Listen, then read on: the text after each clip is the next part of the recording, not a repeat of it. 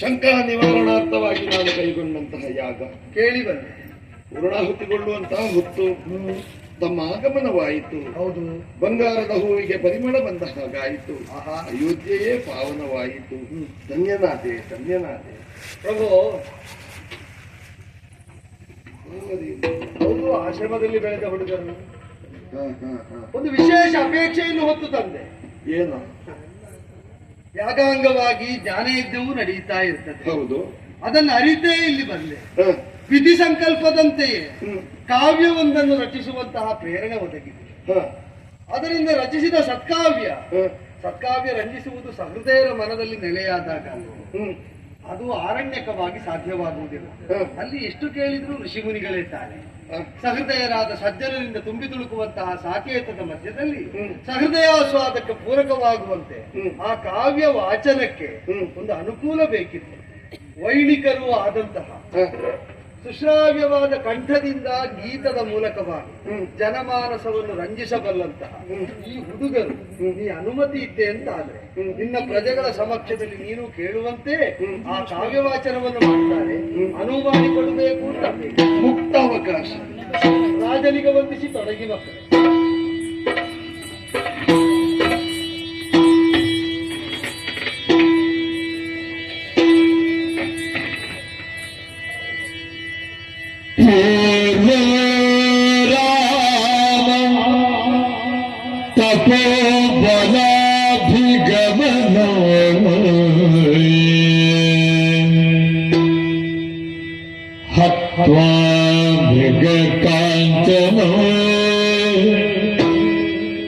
वैदेही हरण जटायु मरण सुग्रीव संभाषण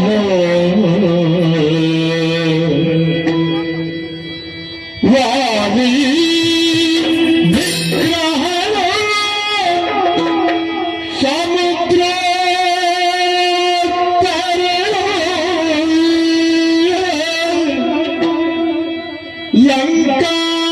लंकापुरी कहनो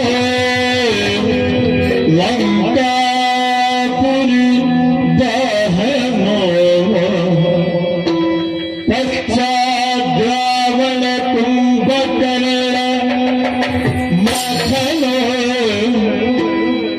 एतद्धि रामायणो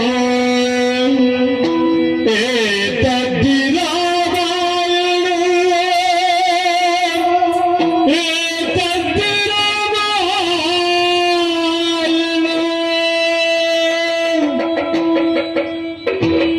श्रुतिदेव राजरंजनी कार्यां हितयन्ति पाडिर्पाया चतुर बालकल्नि कोडले मुनिपा क्षितिगजं गूढदले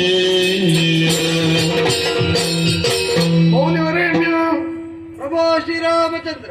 ಸಂಸಾರವೆಂಬ ವಿಷವೃಕ್ಷದಲ್ಲಿ ಎರಡು ಅಮೃತ ಫಲಗಳಂತೆ ಒಂದು ಕಾವ್ಯದ ರಸಾಸ್ವಾದ, ಇನ್ನೊಂದು ಸಜ್ಜನರ ಸ್ನೇಹ ಅಂತ ಕೇಳಿ ಬಂದ. ಸತ್ಯ. ಕಾವ್ಯ ರಸಾಸ್ವಾದವನ್ನು ಅನುಭವಿಸಿ ಪುನೀತನಾದೆ. 24,000 ಶ್ಲೋಕಗಳನ್ನು ಒಳಗೊಂಡಂತಹ ತಮ್ಮ ಕಾವ್ಯ 5 ದಿನ ನಡೆಯಿತು. ಕೊನೆಯ ದಿನ ನಾನೇ ಪ್ರೇಕ್ಷಕನಾಗಿ ಕುಳಿತೆ. ತನ್ಮಯನಾದಾಗ ಪುಳಕಗೊಂಡಾಗ ರಚಿಸಿದ್ದು ಸಾರ್ಥಕ ಎಂಬ ಭಾವ ನನಗೂ ಬಂತು. ಪರಿತೋಷವಂತೆ. ಪರಿತೋಷದ ದ್ಯೋತಕವಾಗಿ ಕೊಡುವುದಲ್ವೇ ಪಾರಿತೋಷಕ. ಸತ್ಯ. ಈ ನಿಮ್ಮ ಶಿಷ್ಯರಿಗೆ ನಾನೇನ ಕೊಡಲಿ ಗುರುಗಳೇ?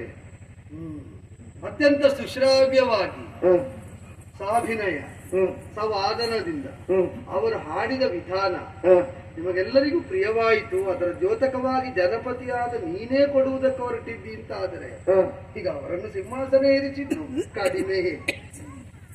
ಗುರುವರ್ಯ, ಕೊಡುವುದಾದ್ರೆ ಅವರನ್ನು ಸಿಂಹಾಸನದ ತನಕ ಕರ್ಕೊಂಡು ಹೋಗಬಹುದು ಅಂದೆ ನಾನು. ನನ್ನ ಮಕ್ಕಳಿಗೆ ಏರಬೇಕಾದ ಸಿಂಹಾಸನ ಬೇರೆಯವರಿಗೆ ಹೇಳುವುದಕ್ಕೆ ಹೇಳಿಯನ ನಾನು.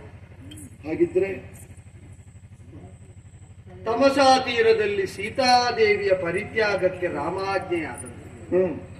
ತಮಸಾ ತೀರ ನಿವಾಸಿಯಾದ ವಡ ಋಷಿ ವಾಲ್ಮೀಕಿ ಹುತ್ತದಿಂದ ಎದ್ದು ಬಂದವನಿಗೆ ಭೂಮಿಯನ್ನು ಅಗೆಯುವಾಗ ಹುಟ್ಟಿದವಳು ಕಂಡು ಸ್ವಾನಂತನವನ್ನು ನಾನೇ ಪೂರೈಸಿದೆ. ಆಶ್ರಮದಲ್ಲಿದ್ದಂತಹ ಮುನಿವಧುಗಳ ಮೂಲಕವಾಗಿ ಉದಿಸಿದ ಇಬ್ಬರು ತೇಜಸ್ವಿಗಳಾದ ಬಾಲರು ಸೂರ್ಯವಂಶದ ಉತ್ತರಾಧಿಕಾರಿಗಳಾಗಬೇಕಾದ ಲವಕುಶ.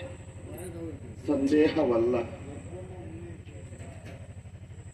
ಮನಸ್ಸಿನ ದೃಢೀಕರಣಕ್ಕಾಗಿ ಒಂದು ಮಾತನ್ನು ಕೇಳ್ತೇನು.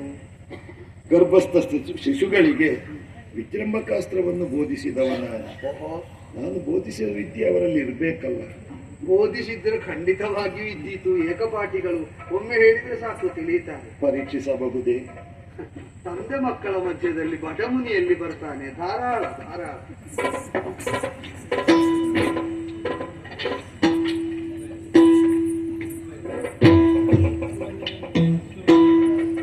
ಕಣ್ಮುಚ್ಚಿ ಪೂರ್ವಸ್ಮರಣೆಯನ್ನು ಮಾಡಿ ಸ್ಮರಣೆಗೆ ಬಂದದ್ದನ್ನು ಪ್ರಯೋಗಿಸುವ.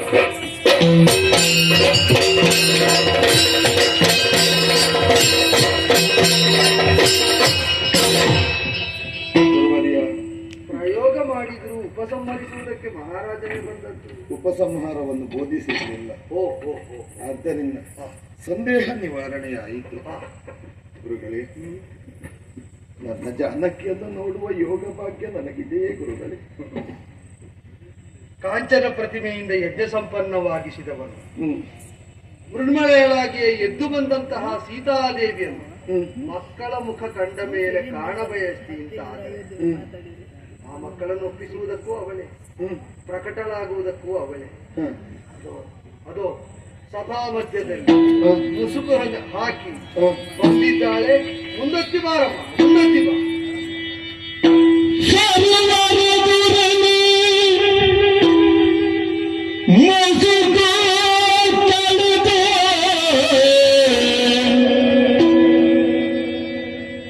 ಸರ್ವರೆದುರಲಿ ಮುಸುಕ ಕಳೆದು ಕುಶಲವರ ಭರ ಸೆಳೆದು ಮುದ್ದಿಸುತ್ತೇವೆ.